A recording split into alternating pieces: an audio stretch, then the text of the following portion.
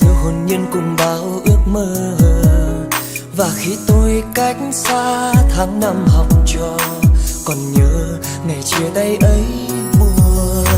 Ngoài sân vườn rơi hồng trắng kỷ niệm, chợt nhớ về những ngày xưa đã xa, và hôm nay chúng ta đã quay trở về.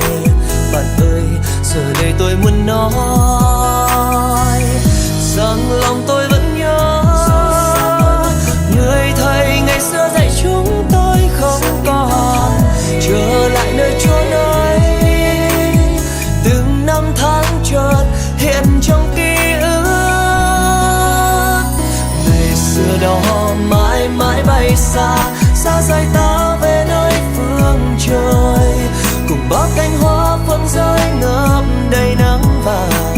Và những chiều mưa ta cùng bước trên đường xưa, ngày xưa đó mãi mãi bay xa, xa rời ta về nơi chốn ấy. Bao bạn thân khi xưa bên nhau, giờ đây còn lại mình ta trong nỗi nhớ thiết tha.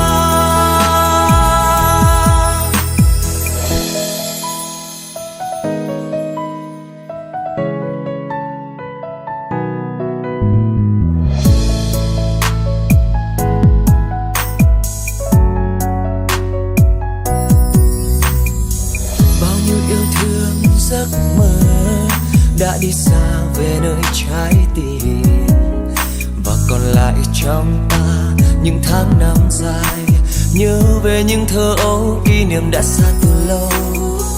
Giờ còn nụ hồng khi xưa ta tặng bạn, em trong trang vở lưu bút này. Thế gian có đổi thay, tháng năm có phai, ta sẽ mãi nhớ đến nhau.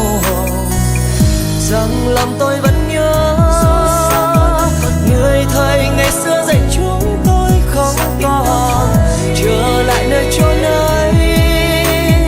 Từng năm tháng chợt hiện trong ký ức,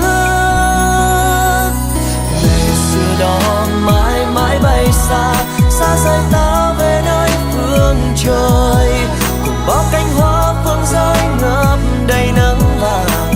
Và những chiều mưa ta cùng bước trên đường xưa, ngày xưa đó mãi mãi bay xa, xa rời ta về nơi chốn ấy. Bao bạn thân khi xưa bên nhau, giờ đây còn lại mình ta trong nỗi nhớ ấy. Đâu đâu biết đâu rồi, ngày bạn và tôi vẫn thường đến lớp. Giờ tìm nơi đâu còn lại đây chút nắng hồng ngây ngô bằng lặng thinh. Vẫn nhớ hoài những ngày thơ ấu, ta vui chơi dưới sân trường. Nhưng giờ đây xa nhau mất rồi, bạn thân ơi.